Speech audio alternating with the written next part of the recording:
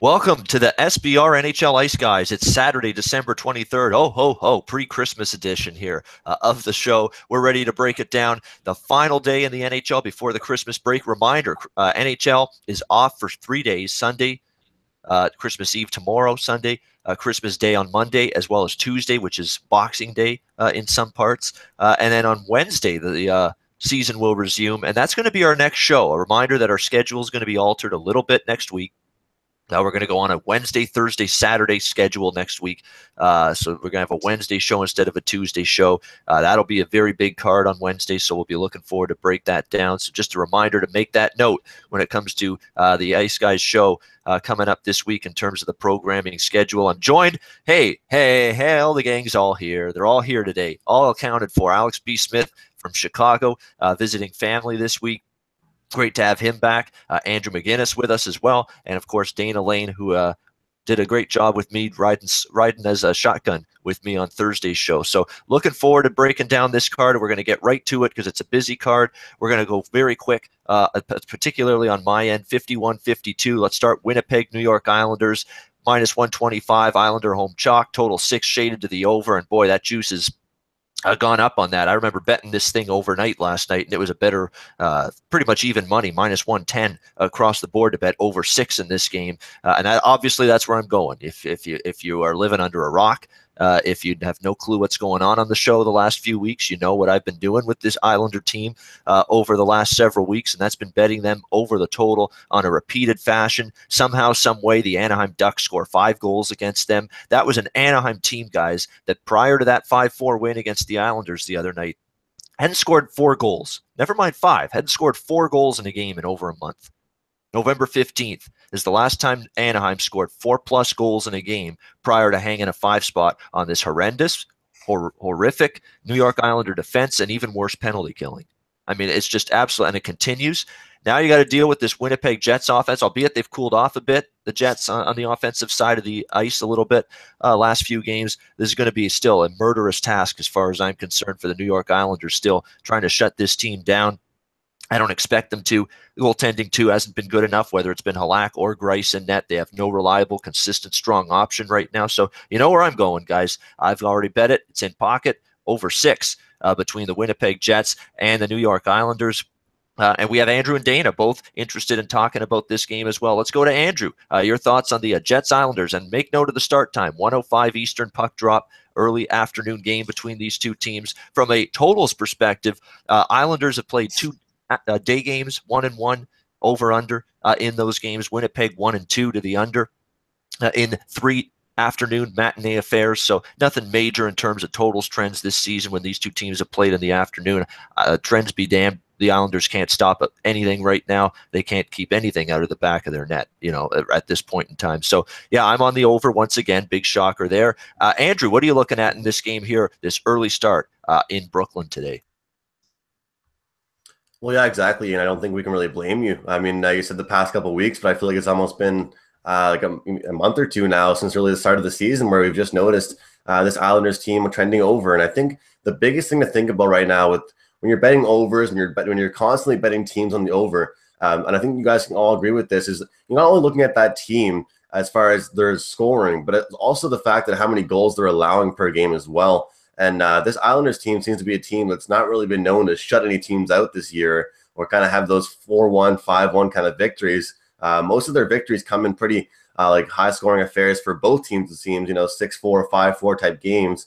And for me with this Winnipeg team, I've been trying to have a decent read on their totals this game, but that one with Boston a couple days ago kind of bit me. But I always find with them, they really bounce back. And I think this really helps our case with the over. The fact that they only scored 1 goal against the Boston team. So for me, with how lethal this power play is, with these two teams, where they're going to collide, it's going to be a lot of open ice. It's going to be like playing pond hockey out there. I think it's not going to be a lot of really, room to just slack off. I think this is 2 fast-paced teams. The over is 7-3 in their last 10 meetings between these two teams, and they're just averaging. New York's averaging 3.57 goals per game. Winnipeg's averaging 3.1.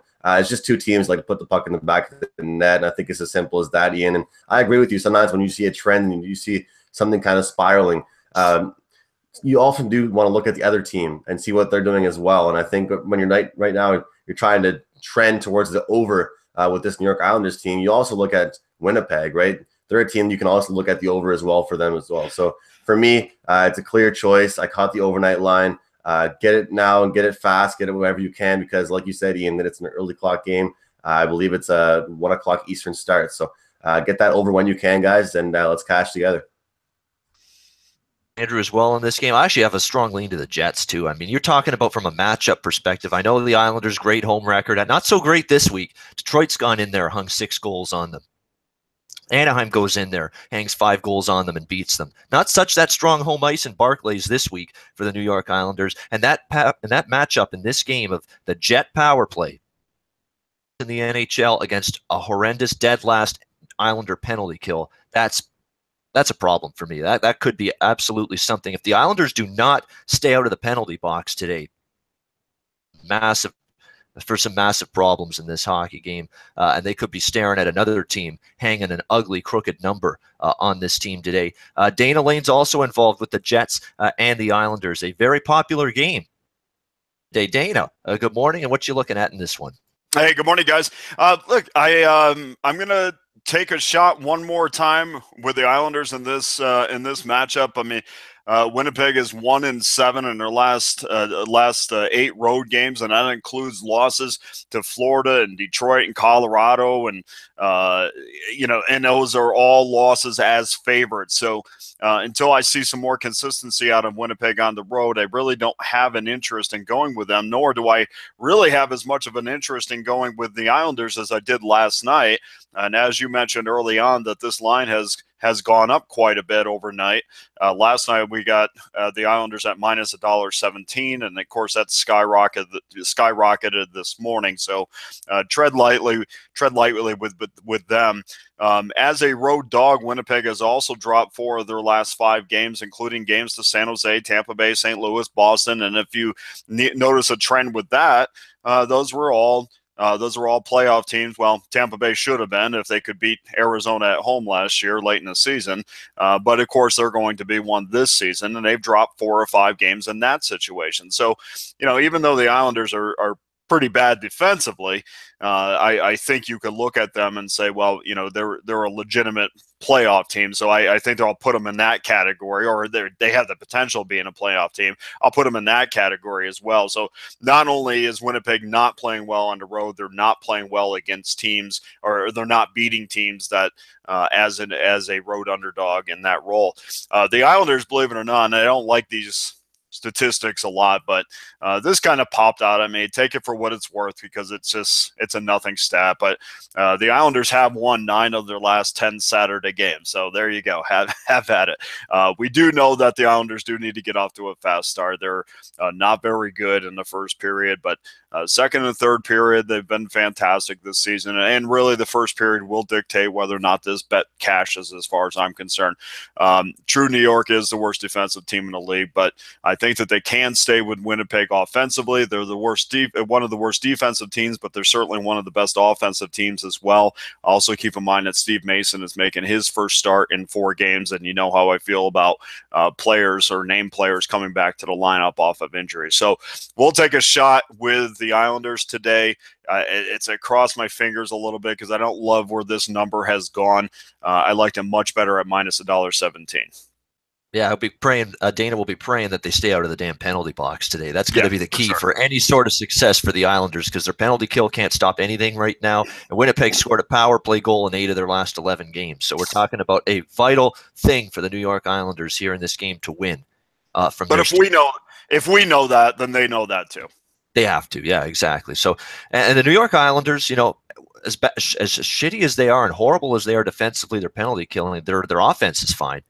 This team can absolutely score goals, and we know Winnipeg, at times can be. I remember Florida, put 5-6 goals on them, on a road game recently. So it's not like Winnipeg's a juggernaut. Hence why we like the over. It's been cashing. It's been 24-10 on the season now. Islander games over the total, unreal. We'll see if we can cash another one here. We got Detroit-Boston. Next game on the card, 53-54.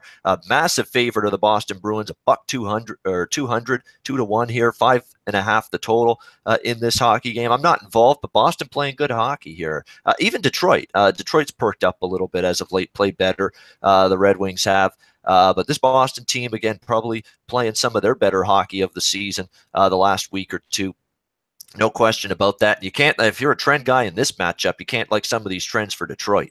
3-15 last 18 meetings head to head against the Bruins. 0-8 their last 8 trips to Boston. So it's been pretty ugly for the Red Wings trying to get results here against this Bruins team. And again, a Bruins team that had dealt with potential of some guys out with sickness and the flu the other night, but most of them ended up playing. Marchand certainly did. Spooner did not, but still able to plug their way through that situation and beat Winnipeg 2-1 in a shootout the other night. So a solid win for Boston. Yeah, not involved in this game really, side or total when I look at it. 5.5. Detroit, has been playing a little more up and down, a little more higher scoring lately. But early start, we'll see. And Bruins are playing good, and Tuukka Rask is playing really good right now for the Boston Bruins as well. In between the pipes for this team. So I'm going to stay away from it, side or total. Detroit again playing better, but they've had a horrible time winning against this Boston team. So this is not one of those underdogs. Even though I like taking a shot with the big dog sometimes, Detroit's not one of those teams that I'll be looking to do that with today. Chicago, New Jersey, 55-56 on the rotation. We've got Chicago, a slight road favorite, about -115, -120 across the board. Again, shop around because you got a little bit of a difference in price. SBRodds.com will help you do that. Chicago, New Jersey, total 5.5 in this game. New Jersey, nice win for me the other night, 4-3 in a shootout against the Rangers, a best bet winner for me on the show, the Thursday show. Dominated the Rangers, really. I mean, territorially, they did. Shots on goal, they did. It was actually one of Henrik Lundqvist's better games. The main reason why he got a point for his team in that game. He played very, very well against that Jersey team. Again, going into that game, I felt Jersey was a bit mispriced. How is the Rangers with a bad road record, basically even money against a New Jersey team that a slightly better record and a better home record? And it played out well. Jersey got the win the other night. Now we'll see what they can do here against a Chicago team that is coming off a rare bad performance. I mean, Dallas just stomps a mud hole the other night in this Chicago Blackhawks team, much to the dismay of our good friend Alex here, but it was not a good performance for Chicago. Their win streak got snapped by the Dallas Stars. See if they can bounce back, get right back on the horse in this game here in Jersey. I'm going to stay away. I mean, Chicago, yeah, one loss, you can allow them that. I mean, it's going to happen. There's no shame losing to Dallas. Dallas has played better hockey. They're a solid hockey team. So we'll see if Chicago's got it in them to respond with a better performance here in this game. It's a game I'm not going to be involved with from a betting perspective, but Alex B. Smith probably is, because it's one of the games he's going to be talking about here, Hawks and Devils, and he's still in Chicago as well. So he's certainly a guy that knows this team inside and out. He's going to talk about them now. Hawks and Devils, Alex, what are you looking at here in this game tonight? Yeah, I was on the Hawks on Tuesday night against Dallas, and it's funny, you talk about, they have the 6-game win streak. I didn't put too much stock into that streak until the later part of that streak for this reason alone. You look at the first three wins that they had, home games against Florida, Arizona, and Buffalo, 3 of the worst teams in the league, and they struggled to get those 3 wins. 2 of them they needed in overtime. So I wasn't really buying into it until they started winning on the road, started winning and beating better teams. And they came off and had a great performance against a rival at home in Minnesota. And then here they are, once again, big game, big division battle, and they just completely laid an egg on the road against the Dallas team. Like I said, it's a formidable opponent, but they aren't showing up for these division games. We saw this early in the year from the Hawks as well, too, and it's very concerning. And now you got them going, still on the road before the holiday break. They'll be flying back here for a while before they get back on the road and have 4 more games. I don't see where they're going to have much of an effort. I think they're going to be a better effort offensively, but you look at how these two teams played before. There was a combined 82 total shots. New Jersey won in Chicago 6-4 in that last matchup. So I think we're going to see a lot of offense here. I'm leaning with the over, but I think New Jersey takes care of business here tonight at a short price here. I don't see where the Hawks. Like I said, there's been so many other things going wrong. As far as, it's funny because I'm here in Chicago. So after I watched the game with Chicago Dallas, I went and listened to the radio, and the people here, the big debate is, oh, should Richard Panik or Patrick Sharp be playing on the third line? Well, both of them are playing like shit. And it really doesn't matter, whichever one, neither guy's going to be contributing on offense on that third line. If it's Patrick Kane's not scoring, if Corey Crawford's not making big saves, this Hawks team is just in deep shit right now. So New Jersey at a pick and price, I'm going with the Devils here. Yeah, you could argue that the New Jersey's, again, a little bit priced disrespectfully at home. I thought they were the other night. They're around even money here in this game. I do hold Chicago in a little bit better standing, I guess you could say, than the Rangers. But yeah, there's certainly New Jersey in this kind of price range at home. It's not something I'm rushing to bet against. So that's the side that Alex is looking at here, New Jersey. But minus, we can actually get a plus 100, get him a nice plus price there, plus 100 with New Jersey at 5 dimes. A couple other shops have that. So he's on New Jersey in that game. Also leans over the total, 5.5. Minnesota, Tampa Bay is the next game on the schedule. No line here in this one. All I know is Tampa Bay remains red hot. They've won, 8 of their last 9 games, and the only loss, Vegas at the buzzer beater by Shea Theodore. That's it. That's the only defeat in the last week or two for the Tampa Bay Lightning. They bounced back from that Vegas loss. Wasn't easy. Give the Ottawa Senators credit. It was a game effort from Ottawa the other night, but Tampa Bay still able to take care of business. Did Dana have Chicago, New Jersey too? He sure did. All right, we're going to loop back and get Dana in on Chicago, New Jersey here. You know what? Yeah, it is. You know what it is? My damn game list. For some reason, that got separated from his other two. So, yeah, he is on New Jersey, Chicago. Sorry, Dana. Let's get you in on that. What are you looking at? No problem. Alex said it extremely well. I mean, last time out, watching this game again, I mean, Chicago gave up 7 goals. They ran Corey Crawford after he allowed 6 goals, and they had 4 points from the blue line. I thought they played as well as I'd seen them at any point this season. And, even Andy Green was a +3 in that day. The final was 7-5 in that game. But if you really jump back in and watch, I mean, New Jersey was trailing 4-1. And after that, they went on a 6-1 run. And, it just seemed like Chicago came out and played 20 minutes. In the last 40, they were just non-existent. Basically New Jersey dominated this game for 42 minutes. I understand that Jesper Bratt might be returned today, depending on what happens in morning skate. So that's yet to be determined. But we talked about, guys returning to the lineup for a while. But with this, I think it's a positive because normally when you have guys that return to the lineup, I don't like to jump back in, especially guys that are impact guys. But, when you only miss 1 game, I don't think that's that big of a deal. Yes, you missed 2 practices, but I tend to kind of overlook that a little bit more than I would somebody who's out, say a week and misses an abundance of games. I can't rely on Chicago to play 60 minutes right now. But with that being said, I will say this. I think Chicago will come together. I think by the end of the year, I think this team will find that magic formula that is stuck with them for years now. Not the magic formula that they had last year, but I think Joel Quenneville will have this team ready come playoff time. There's just that missing part that I just can't rely on a nightly basis. Even though I have them very high in my power rankings, there was just complete dominance by New Jersey last time out. There's going to have to be a lot of changes made in order for this result to be different. I don't expect this to be a 12-goal game for sure, but I do expect New Jersey at a plus price to come out and take this from Chicago tonight. All right, so there we go. New Jersey as well for Dana and for Alex. So we got consensus. That's usually a positive expectation wager. I've noticed that on this show. Consensus plays have been pretty good.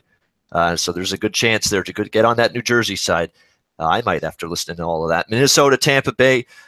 We went back to that game. Look, Tampa Bay, from a totals perspective, I don't want them under right now. They're scoring goals left and right. From a side perspective, I don't want to bet against them right now. And Alex B. Smith and I talked off air about this game. It's been a home-dominated series. I mean, the home team's completely owned it, head-to-head against the Wild, between the Wild and Lightning. So we have no line yet, but I'll tell you this right now. If I were to bet this game, it's over, and it's Tampa side and total perspective. Maybe you do puck line, Maybe you look over the total, but certainly we'll see where the line is. We don't have anything yet on that game, but we'll definitely make sure we check. You check that before the lines come out. But lean Tampa in some form, especially with Minnesota, second night of back-to-back games as well, and didn't play well last night against Florida. So you would expect a better effort, but if you're playing the way you did last night against the Florida Panthers, that's bad news going in to Tampa Bay here, second night of back-to-backs, and you just don't know with a lot of these teams where their head's at. And that's the thing to keep in mind. This is the last day and last game before Christmas for all of these hockey teams. So just tread lightly on the board today. You don't have to bet 8 games. You don't have to bet 7 games. Stick to 1 or 2 or 3. Isolate some good spots. For me, I'm on the Islanders over. I kind of like New Jersey now after hearing some of my colleagues talk about that game. And there's one more on the card that we're going to talk about that I'm on that I like quite a bit. Other than that, that's about it. It's a very light, selective card for me today. That's the way it should be. Just take it easy because you just don't know what the psyche is for some of these teams. Who's got one eye on the hockey game, one eye on their turkey dinner, for Christmas night, and then opening up presents under the tree. So, let's keep that in mind. You just don't know who's fully zoned in and locked in to playing these hockey games today throughout the league. So very good day to tread lightly. Alex B. Smith's also wanting to talk Wild and Lightning tonight. Alex, go for it. What are you looking at? Well, yeah, we talked about it off air about this was a home dominated series for 2 different reasons. One, whenever Minnesota is usually in the state of Florida, it's in the middle of a road trip, and whenever Tampa Bay was in Minnesota, there was a certain watering hole that they like to hang out at for a while, and ended up having some poor results. Not the same as it used to be, but you look at it now, Minnesota, they have Devin Dubnyk back in the lineup in the locker room, but he's not going to be playing in this game. They said he wouldn't be back until after more than likely the Christmas break. So that means another outing most likely for Alex Stalock. The Wild had a good lead and they blew it the other night against Florida. So Stalock's been playing well. I don't downgrade the Wild at all. If anything, I have him ranked as one of the top backups.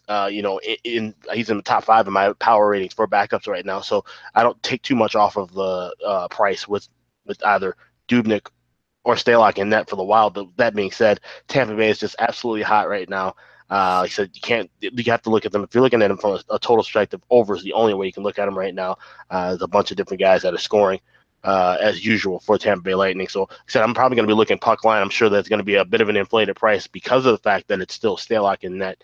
The books haven't really adjusted as well as maybe I have or others have as far as his price goes, but Tampa Bay's the only way I look here. So if I can find a decent price at them, a small chalk, I'll go with them, but more than likely I'll be on the puck line with that game. Yeah, and someone in the chat pointing out there is a line on this game at 5 times, and yeah, there is oftentimes that's the book that will have a line posted in terms of specifically the side, but there's going to be oftentimes you'll notice a very quick and jump in what the line was at that rogue shot. Compared to what it is when they become widely available. You'll see a massive jump. So you got to be very, very careful with saying that's the opening line. What I say is the opening line is usually when it becomes a widely available across the board. The 3 or 4 or 5 of the major offshore books are reporting. When it's shit like this line with Tampa here, you could see a massive spike in it. Once, bookmaker Chris has it, once Heritage has it, once, all the major offshore sports books do. So just be careful with when it's just the one book reporting, because you're going to see a massive jump usually in a side or total after it becomes a widely available line. Montreal-Edmonton is the next game, 59-60. No line here yet either. Montreal Canadiens, nice win for them on the road last night, 3-2 win against Calgary. Back-to-back situation for them. Will we see Carey Price in net for a second straight game? That remains to be seen. But definitely Montreal, so far so good on this Western Canadian road trip. Vancouver and Calgary getting back-to-back wins. Now you play an Edmonton team that, don't look now, they've won a few games in a row. Nice win against St. Louis. Had to come from behind in that game in the third period to beat the Blues the other night. So from a spot perspective, situationally, a little bit better situation for Edmonton. I've got a small lean to the Oilers, but I'm not going to get involved. I actually respect what Montreal's doing right now. They're playing better. I've had a good road trip so far. I don't love the fact they're on back-to-back games, but Carey Price has been solid. they've scored some goals. They've gotten some timely contributions. A nice big goal last night too, knocking the puck out of the air. Jeff Delorier. If you can get a guy like that scoring a goal for you, that's a bonus if you're this Montreal Canadiens team. So it's probably a game I'm going to be staying away from, but interesting game to watch because Montreal's having a good road trip. Edmonton's won a few games in a row now, so it's two teams coming into this game with good form. It'll be a game I stay away from. I will say this too about Edmonton. Boy, what a world of difference Cam Talbot being back has made as well. I mean, geez, you go from Laurent Brossoit, can't stop a beach ball for that hockey team, to having Cam Talbot back, and it's been a big difference for Edmonton. They're just getting a couple extra saves now, and as a result, they're getting a little bit it's basically a situation where now all of a sudden it gives the team a little extra confidence. So that's the way it's been for them. So good game to watch. Won't be one I get involved from a betting standpoint in. Let's see. Next game we've got Ottawa, Florida, 61-62. This is another game I'm going to stay away from. I don't like the way Ottawa's played for the better part of the last several weeks. Matt Duchene, you can't find him with a telescope on the ice. That's not a good thing at all for this Ottawa Senators team. Defensively, what's happened to this hockey team? Breakdowns left and right. How did the Minnesota Wild hang 6 goals on you in a road win the other night, earlier this week against this Ottawa team? Tampa, slow start for them, but once they got that offense going, Ottawa couldn't stop it. Playing very poor in their own zone, which I know is frustrating to a guy like Guy Boucher, who's trying to get this team to play that responsible 1-3-1 defensive system, and they're not playing it well at all right now. They're making a mockery of it, if you ask me, right now, this Ottawa team. Florida, on the other hand, 4-2 win last night against Minnesota, back-to-back situation for them. Good win for the Panthers. I actually lean over in this game. We'll see where the total comes out. Ottawa's not stopping anything right now, but their offense, did actually show something against the Tampa Bay Lightning. The 5-on-5, they got some things going offensively. They scored a power play goal. Florida's defense is nothing to write home about. This is not, an elite level blue line by any stretch. They can give up goals as well. So with Ottawa struggling defensively and Florida not really a trustworthy, reliable team defensively, I'll make a case for the over in this game. But again, it's just a lean right now. We'll see. Have to see some numbers first before I end up pulling the trigger. But an overplay is certainly the way I'm leaning in that game. We've got Andrew also involved in the Ottawa-Florida game tonight with no line, but he's got an opinion on it. Andrew, go for it. Take it away.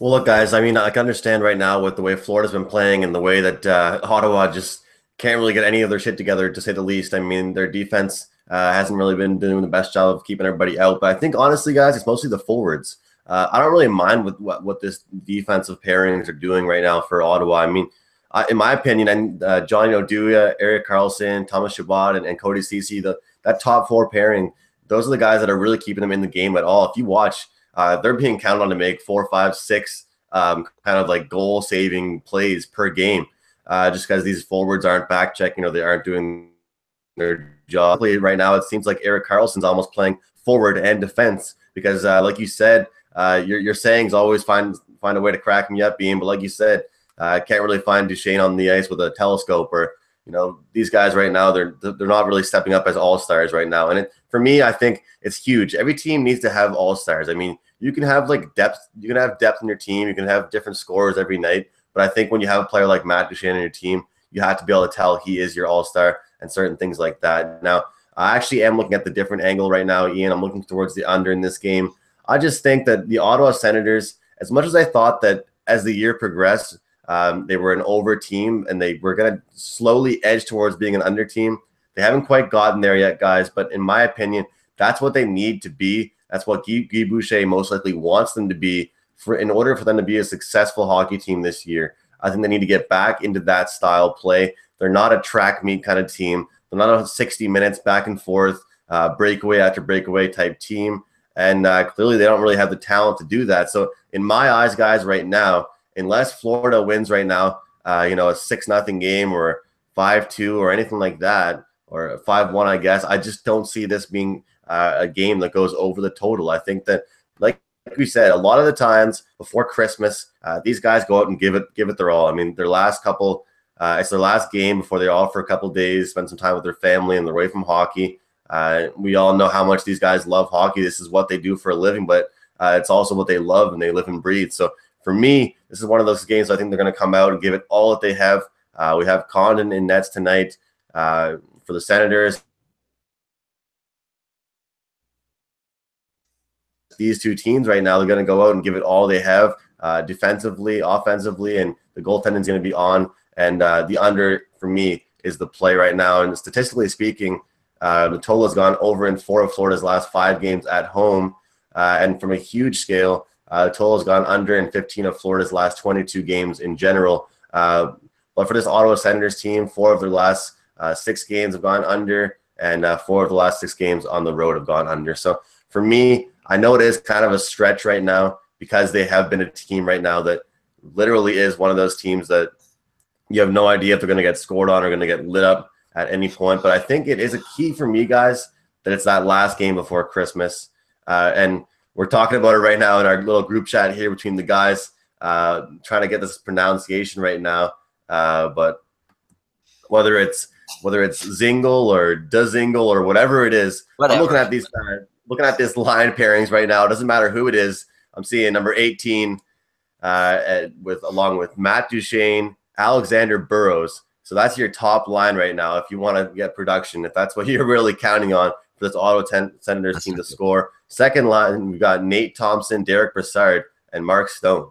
So there's your Ottawa Senators top 2 lines, guys. Hope you get excited about that 2 lines. And they're going to go out and score 5 goals in this game for you because it doesn't really excite me. So in conclusion, like I said, I think that these 2 teams are going to have a great game heading into Christmas. Ottawa has to be a team, guys, that can win 2-1, 3-1 kind of games that they're going to win. I can't see them if they win this game being a high-scoring game. So I'm actually leaning Ottawa in this game and the under. All right. One little injury note, by the way, but Condon is likely to start here. Going back to Minnesota quickly, Nino Niederreiter, big-time injury. He was in a walking boot after the Florida game yesterday, so keep an eye on that. We'll see if he's out. He's probably going to miss tonight's game at least, but, is it a long-term thing with him? That remains to be seen, but definitely that's an impact injury, no question, for the Minnesota Wild. Let's move on down the card. Buffalo, Carolina, 63-64. We got no line here. Hey, the Buffalo Sabres, give them credit. Round of applause. You won a hockey game, boys. Good job. Way to go. Big win against the Philadelphia Flyers last night, 4-2. Victory against the Flyers. We know wins have been few and far between and extremely hard to come by for the Buffalo Sabres on the season. That was their 9th win. They are 9-26. That is absolutely horrendous. I think only Arizona's got a worse record than that. So it's been a terrible time of it for Buffalo trying to win hockey games. And the problem for them now going into this game is, is this team even capable of winning 2 in a row? I'm not even sure they've won 2 games in a row yet this season. I mean, the last several times off a win, they've lost the very next time. What's going to change here, especially with this team second night of back-to-backs? Let's give Carolina credit. They put a stomping and a beatdown on the Nashville Predators the other night with that 4-1 win and bounce back from them after Toronto rolled over Carolina on that special early start Tuesday game for the 100th anniversary of the league. And great bounce back effort from the Carolina Hurricanes in that game against Nashville. It's not easy to get a road win in Nashville. They did it in impressive fashion. And for somehow, some way, Carolina 4-1 their last 5 games, and we've talked about it. This team's schedule has been positively brutal since the end of November. They've had to travel after every single game. In every single game since the end of November, and yet at the tail end of this brutal, jet-lagged, travel-weary schedule, they're playing some of their better hockey. They've won 4 of their last 5. I don't know where they found the energy and the stamina, but they have. They've done a great job, and give them credit, playing really good right now. Finally getting some offense going, which is good to see from this Carolina team. We know with Teravainen and Rask, Lindholm, Skinner, they've got options basically at the offensive end of the ice. And it's one of those situations where Carolina, once they get some of these guys all going at the same time, they're a much better hockey team. They're playing good right now. I want no part of Buffalo, none, 0 in this hockey game. I don't trust them to win 2 in a row. It's Carolina or pass for me, even though it's probably going to be an inflated price toward the Hurricane side. Philly-Columbus, next game up, 65-66. No line on this game. The Flyers off a loss to Buffalo last night, 4-2. As I just mentioned, they're on the second night of back-to-back games, taking on this Columbus Blue Jackets team in a situation where the Flyers will be looking to bounce back. Columbus themselves coming off a tough game against the Pittsburgh Penguins the other night. a very hard-fought hockey game that was. You just worry, is the tank going to be there for them coming off? That's their third game in 4 nights as well. They beat Toronto, played Pittsburgh on Thursday, now home to face this Philadelphia Flyers team here tonight. So we'll see how that ends up going for the Jackets here in this game. Probably still would have to lean a little bit to Columbus, but it's a game I'm not going to probably be involved with when it's all said and done. Alex B. Smith, though, is involved. He wants to talk Flyers Jackets. Alex, the floor is yours. Yeah, that's absolutely brutal last night with the, we were talking about that earlier too, the Flyers and Sabres. For those who had the under, my condolences. The game 0-0 pretty much through the third, 2-0 Buffalo, and then Buffalo ends up winning it 4-2. And I was on the wrong side with Philly in that game. But now you look at them, their depth is being tested in net. Obviously, you got Brian Elliott's been playing well, but he's really the only guy that got rolling because you got Michael Neuvirth still out with a lower body injury. Anthony Stolarz, the third string goalie, is down there. You got Alex Lyon, guy who played his college hockey at Yale and had some mediocre numbers with the AHL Lee Valley. He's the backup guy, so I'm guessing Elliott's going to go again tonight, going up against Columbus. Sergei Bobrovsky is going to be in net for that game. Bobrovsky playing against his old team. He's won 8 of the last 10 meetings against Philadelphia. And, it's the Columbus team that obviously, they've been up and down as of late. But if I'm looking at either side, I would be looking at Columbus. I'm thinking right here, this would be a game where I could see them scoring 2, 3, or 4 goals. If it gets into a track meet, there's no way Philadelphia's got the offensive power to keep pace with it. So it's something where I'd be looking at the puck line here with the Blue Jackets tonight. All right, Columbus in some form, likely the puck line for Alex in that game. Toronto Rangers is the next game on the board. We've got 67-68. Again, we're waiting on lines for this game. Toronto basically, it's definitely from a Toronto Maple Leafs perspective, this is an Austin Matthews situation in terms of why there's no line right now. That could be the only thing that I could think of right now. They're holding out hope. The Leafs, he might be able to make a return tonight for the team in the Big Apple against the Rangers. But the Leafs, again, up and down they've been. I mean, they had the big win against Carolina. Then they they faced Columbus in a bad spot as far as I'm concerned because Columbus was off the Boston loss early in the week. Nick Foligno basically had some harsh words for his hockey team after that loss. And Columbus responded the way you would expect after their captain basically reams them out. Had a really good win against Toronto, good 60-minute performance, and ended up with the victory against the Leafs in bounce-back mode. So Toronto was kind of walking into a hornet's nest, walking into a bit of a buzzsaw against Columbus, but still, they've not played consistent hockey for the better part of the last couple of weeks. For the most part, they've struggled without Austin Matthews this last little run that they've been without him. Now they go on the road, and I don't love betting on the New York Rangers on the road. I mentioned that the other night when I had New Jersey, but they've been a pretty good home team this year, actually, at Madison Square Garden. They've sort of flipped the script. For years, they've been mediocre at MSG, good on the road. The Rangers they have not been great on the road this year, but better at home. So this, again, it's a game I'm probably going to stay out of. But New York Rangers certainly played good hockey on home ice lately, and that's a concern here for Toronto. And again, Toronto's just trying to find consistency on both ends of the ice. I mean, they have that 8-goal outburst against Carolina. Mitch Marner had he did have his best game of the season against Carolina. Can he return to that form here against the Rangers? It seems like that's a guy they really need to be going offensively at this point in time to make up for the Matthews absence. So we'll see how they do. It's a tough game for me. So as a result, it's one that I've got no problem staying away from between the Leafs and the Rangers tonight. Anaheim-Pittsburgh, 69-70. We've got Pittsburgh, $1.75, $1.80 home favorite, total 5.5 here shaded just a little bit to the over, and I'm assuming that we're going to end up seeing Gibson's finest in net for the Anaheim Ducks. And you got to remember this about John Gibson. He's also from that Pittsburgh, Pennsylvania area. That's basically he's a native son of that area. So you got a guy that's going to have a little extra chip on his shoulder, a little extra motivation, pumped up to play in front of a lot of family, a lot of friends, I'm sure, here in Pittsburgh tonight against the Penguins. And again, it's a Ducks team that I think smells a little bit like a desperate hockey team coming into this game. The road trip's sort of gotten off the rails from them the last couple of games. They did rally to beat the Islanders for a comeback the other night, but it's not been the greatest road trip for the Anaheim Ducks to this point. We'll see if they're able to go into Pittsburgh, have a good performance here in this game. This is one dog I'm considering pulling the trigger on, a little shot with them. Anaheim Ducks here in this hockey game. We got the Gibson angle. He's played good hockey.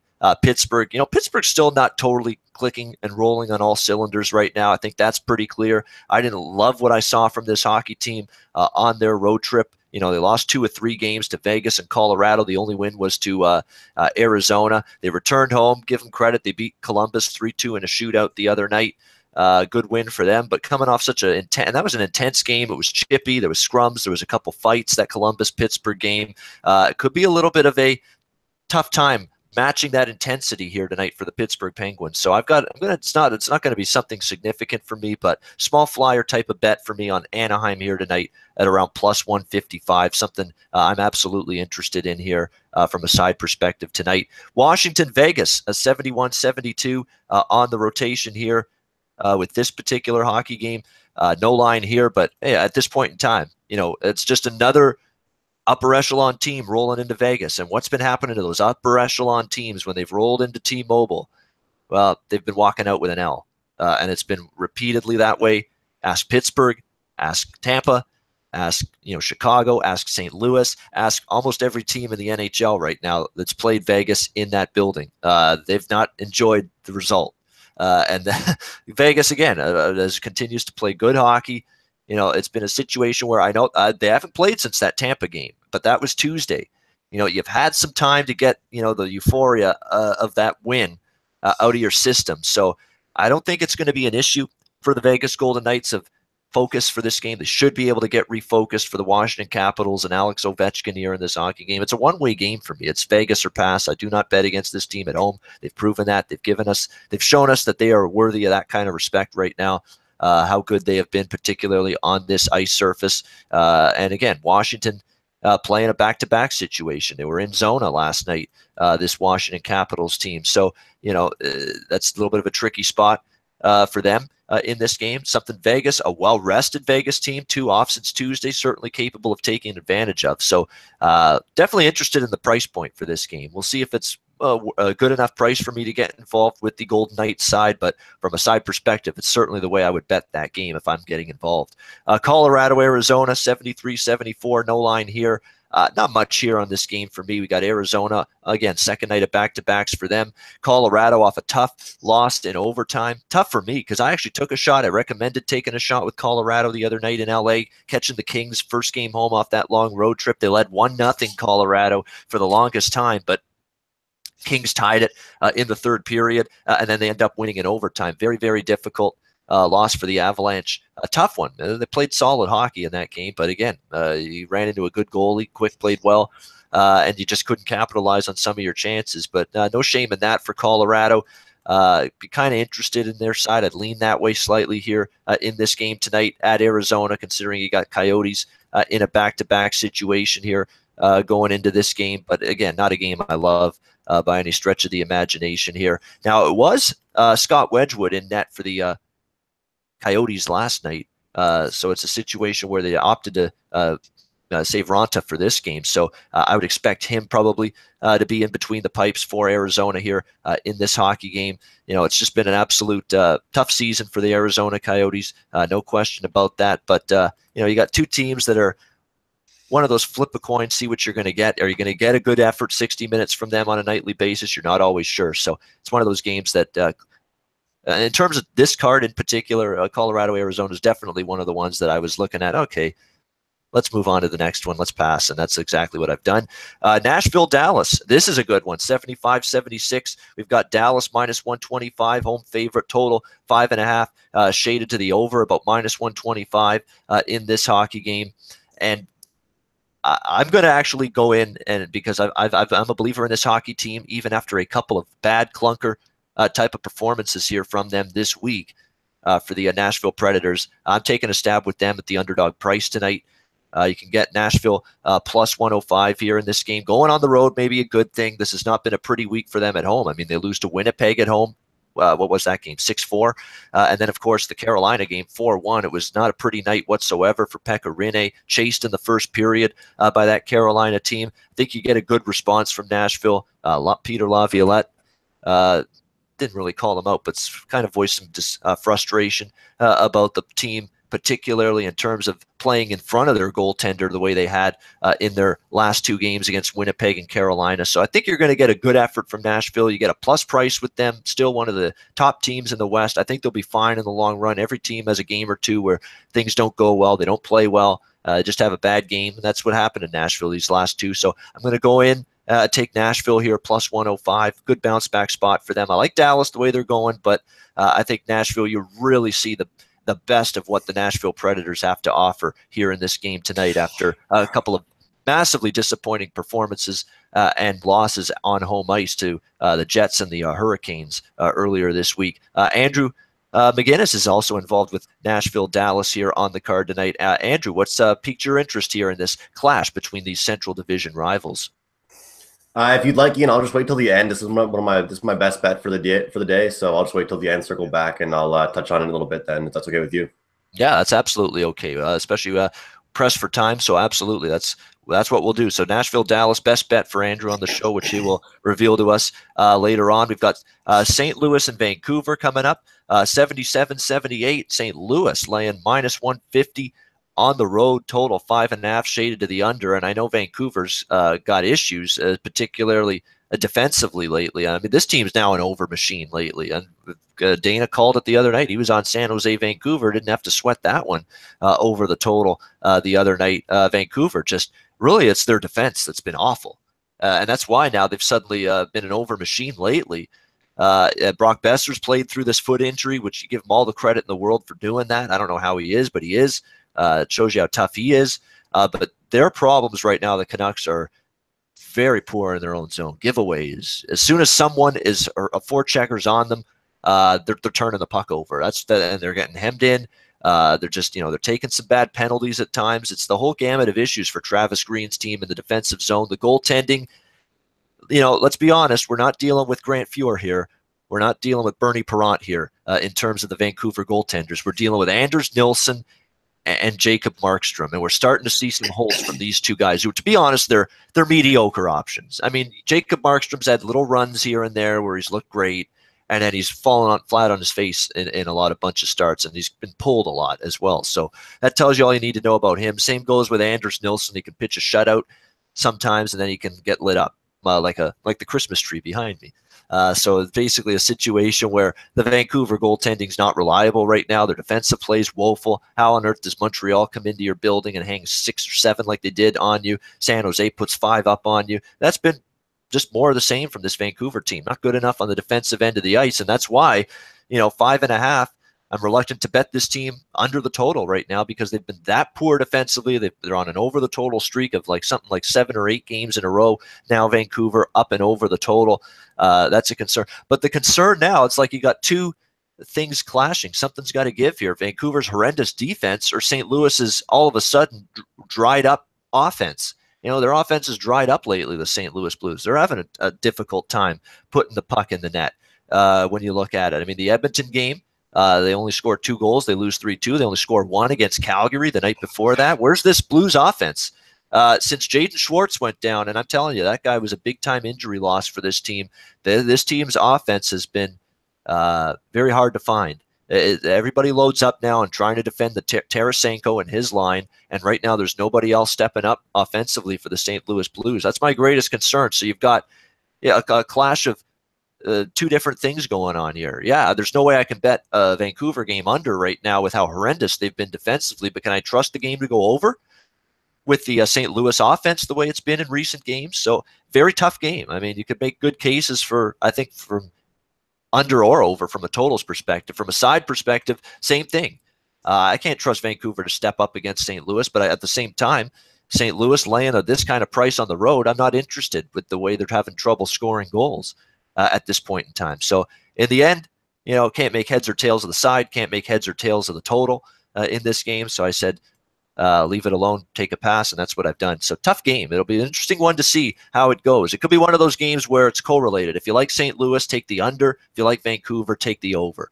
It's probably going to be one of those games where side or total could be related in that hockey game. LA San Jose to wrap up the card, 79-80 on the rotation. We've got San Jose -120 to -125, home favorite. The total 5.5, heavily shaded to the under, $1.35, $1.40 in this game. LA, to me, yeah, on the road, they actually had a decent road trip at the start. Or they didn't have a good road trip, I should say, in the East Coast prior to returning home. On the road has always been a little bit of a tough proposition for me to get involved backing this LA team. San Jose, on the other hand, all of a sudden here's another team that's struggling a little bit on the defensive end of the ice. And Martin Jones really hasn't been all that sharp for this team in between the pipes. It's been that way for about a month now. Martin Jones, after a pretty good start to the season, he's been a little bit soft the last few games in terms of his ability to stop pucks consistently. Dell, the backup goalie for San Jose, was in net the other night against Vancouver. He actually had pretty good numbers going into that game. Not one of his better games, though, against that Canucks team on Thursday night, even though San Jose managed to pull out the victory in that game. I expect Jones in there for sure against his former team. You would expect Martin Jones back in net for the Sharks here tonight, taking on this LA Kings team. This is another game, like I said, I'm going very selective today. It's another game I don't have a really strong opinion on, not much of a thought, side or total in this game. Actually slightly to the under, but I don't like the way Jones has been trending in net, and the San Jose team's actually trended over the total. But if I had to lean, I think that might be corrected a little bit for one night. Slight lean to the under, but it's a game I'm going to stay away from. Two guys on our panel, though, are not staying away from it. Alex and Dana both have an opinion on this late night West Coast nightcap. The Sharks and the Kings, great California rivalry, Pacific Division rivalry. Let's go to Dana with this one. Sharks and Kings in the Shark Tank. Dana, what's piqued your interest in this game? Yeah, real quick on this, Ian. I mean, you do have both teams that are defensive-minded teams. In fact, you look at the statistic page of NHL.com, and one is ranked at number 1 in the Los Angeles Kings, and one is ranked 3rd in San Jose. To me, though, San Jose is the best. In fact, I think we're going to see a step backwards from LA. I know there's an 8-point difference between these two teams, but I think eventually San Jose is going to close that gap, especially if you look at if you go up and down their lineup right now and what they've done in the last 5 to 10 games. They're starting to get some offense from the blue line. They're starting to get some offense from their big guns. I think this is kind of a step to catch Los Angeles, and maybe it's just the Golden Knight in me that's hoping LA loses a game finally. But I think that San Jose is the better of the two teams, and I think that there is going to be, look, I've been in locker rooms before, and I know what the vibe is potentially in this situation. And I think the San Jose is looking up at LA as the number 1 team in defense, and I think I think they're going to go out there with a point to prove. In fact, I expect them to play extremely well defensively. And even though LA is ranked number 1 in total defense, 4 games, they've given up at least 3 goals or more. So there's a few cracks with them. I think San Jose exploits those cracks tonight in an effort to take that gap and move it a little closer between the two teams. So I'm going San Jose minus $1.18 over LA. All right, Dana Lane betting San Jose about -120 as a home favorite in this game, and it's got nothing to do with the Golden Knights. This is the better Dana Lane, not the fan talking. Dana, on San Jose, on that. For that nightcap in the Shark Tank. Yeah, I can't argue that. I mean, that's not a bad price with San Jose in that game. And LA certainly showed in their East Coast road trip that once they got on the road, they started to struggle a little bit. We'll see if that continues here in this game. Alex B. Smith also wanted to talk Kings and Sharks to wrap up the card. Alex, what are you looking at here? Yeah, I got to go with not so fast, my friend, on this one. I'm going with the LA Kings here. Hey, they played like crap on the East Coast. And they come back now. They didn't play that great of a game against Colorado either. They managed to come back and get the 2-1 win. But this is a series that has been dominated by the road team. And you look at LA; they've won 6 of the last 9 meetings in the Shark Tank. Even though San Jose has won 9 of the last 13 overall. But you go back through when these two teams met in the playoffs the last couple of years, the team that was on the road somehow found a way to get a win more often than not. So I kind of throw that out. These are two teams that have a bitter rivalry, cannot stand each other, and so home and road really has not made much of a difference here in this spot. I think, you looking, like you said, Martin Jones has been the lesser of the two goalies right now for the San Jose Sharks. We saw Dell, he's now 7-3-1 in his last 11 with 1.94 goals against. I think he's the guy they should go with here, but more than likely, based on everything I've seen, that Martin Jones will be getting the start here. So I'm looking at LA here. I think LA, like I said, San Jose, they're looking up at LA, but don't think LA is, they know that San Jose is on their tail. They know that the Las Vegas is on their tail. This is a big game, and they've got Vegas on deck after the holiday break. So they're going to be clawing and itching for another 2 points to try and bridge that gap with a few days also. I like the Kings here in this spot at a plus price. All right, so we got split opinions here. We got Sharks for Dana, Kings for Alex. Guaranteed winner on the NHL Ice Guys show from this hockey game. Guaranteed. So there you go. Someone's winning. LA Kings, San Jose Sharks tonight to wrap up the card. Hey, we had 15 games. This was the single biggest card we've had to dissect and discuss all season here on the show. 15 games. We got through it in about 55, 56 minutes. As remember, we started 10 minutes after 9 a.m., so pretty good. Timing-wise, we did very good. Great job to everyone. We did a great job. We ran through this card in a timely manner, and now we're ready for the part that everybody's excited about, our final best bets segment prior to the Christmas break. And a reminder, I'll hammer this home one more time, Wednesday is our next show, not Tuesday, Wednesday this week, December 27. That's when the NHL season will resume. We'll be back at our normal time, 9 a.m. Eastern, 6 a.m. Pacific, Wednesday's card, and it's a big one. We'll be breaking it down right here on the Ice Guys Wednesday, so make sure you join us then. That is our next show, Wednesday, 9 a.m. Eastern. All right, it's time for best bets. Let's go around the horn. Let's go to Dana. Let's start with him. Your best bet. You know what? Los Angeles there was a point, and I know the last two games that they've played well, but there was a point going back again to their defensive cracks where they gave up 13 goals in a 3-game stretch. That wasn't too long ago. It was last week, in fact. We know that Los Angeles is not going to hurt us on the power play. The motivation factor is certainly with San Jose, and so I like San Jose tonight as my best bet. I do also want to wish you guys a Merry Christmas, Happy Boxing Day, whatever else you celebrate, and it's been a pleasure being on the show with you.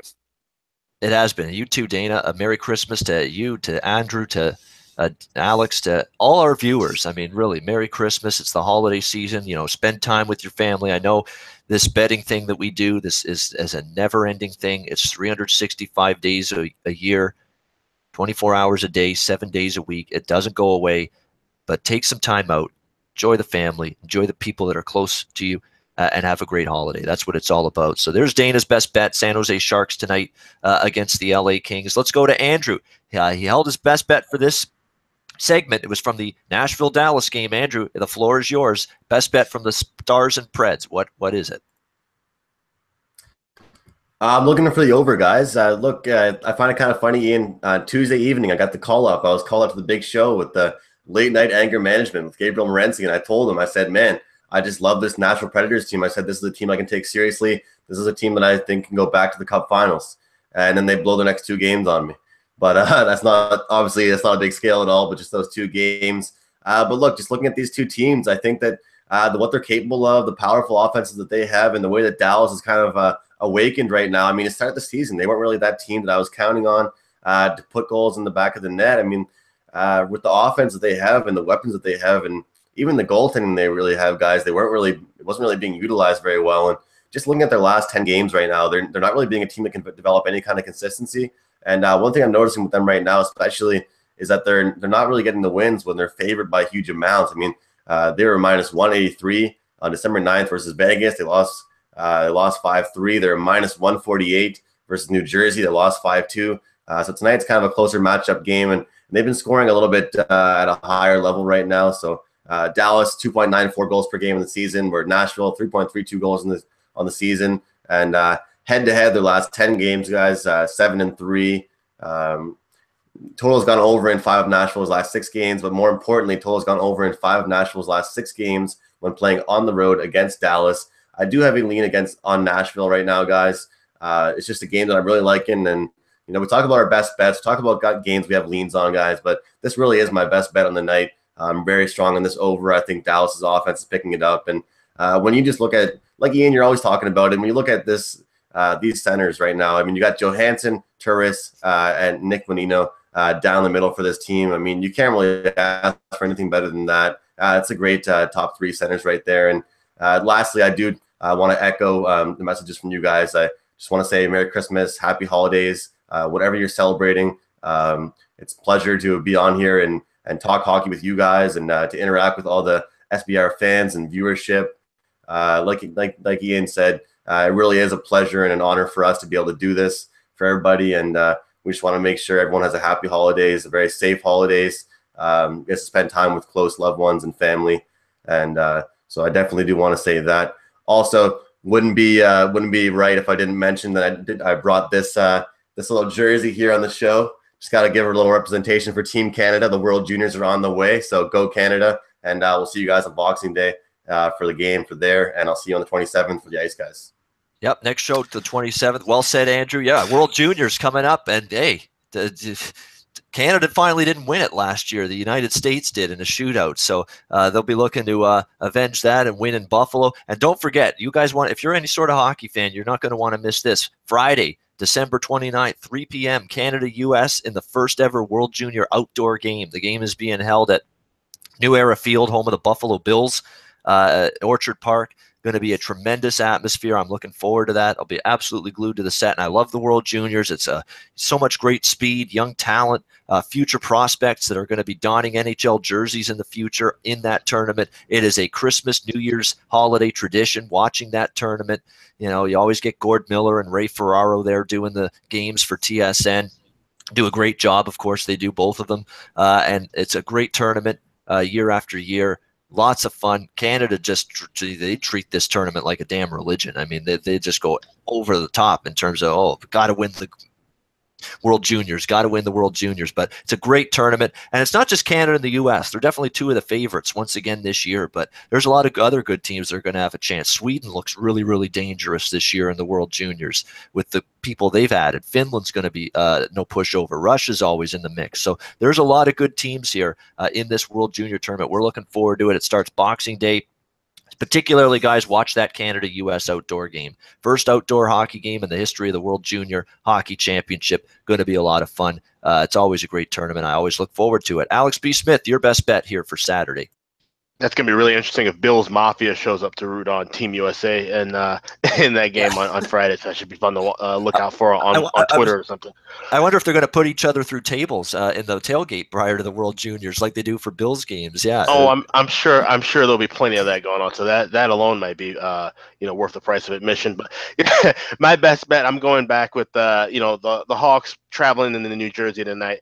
A piss poor effort from the Hawks in Dallas, a division game that they should have, played a lot better in. And now they're playing a New Jersey team that really, like I said, dominated, most of the battle in their last meeting. And they've, strung together some good wins, had a great win the other night against their rival in the shootout against the New York Rangers.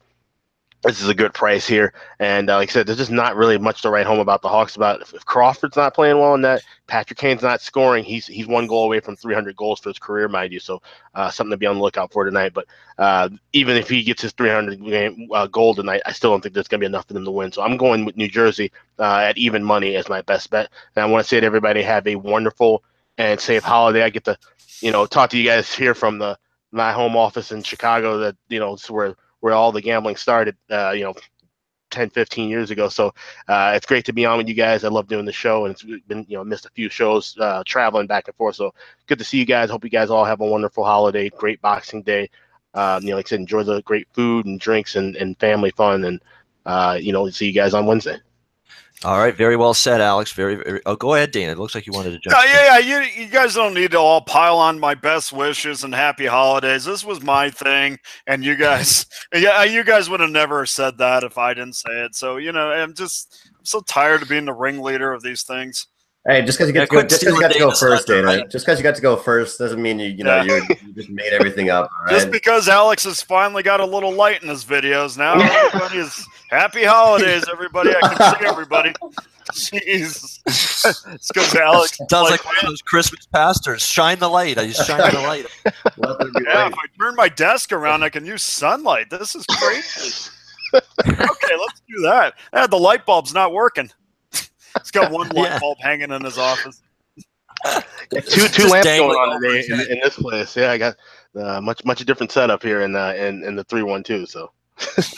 Yeah, probably 2 lamps and probably one of those pull-down light bulbs hanging over his head right now, just for extra effect. Yeah, exactly. That's funny. Oh well, we're just kidding with Alex. In all seriousness, yeah, happy holidays for me as well. Merry Christmas. I'm sure. Yeah, I'm stealing Dana's thunder just like everybody else. Why not? Let's jump on the train. But yeah, Merry Christmas to everybody in the chat and my fellow Ice guys. It's been a great. Really almost first half of the season. Like we're almost at the halfway point pretty much of the NHL season. Hard to believe, but it's been a tremendous first half, and we've got lots of hockey left. Think about it, guys. We got January, February, March, a little bit into April, the regular season. Then the playoffs get here. Lots of shows to come in 2018. We're not going anywhere. The year 2017 is headed out the door. We're not. We're going to be here still in 2018. My best bet, hey, I love the elite teams, the great teams in this league when they're backed into a corner, when I can expect a max focus type of effort from them. And I think we're going to get that from Nashville after 2 tough losses at home. They come back on the road. Dallas, get away from home, get away from the Christmas distractions of family, focus on a hockey game on the road. I kind of like that with a lot of road teams this close to the Christmas break. Give me Nashville. And you don't get Nashville at a plus price very often.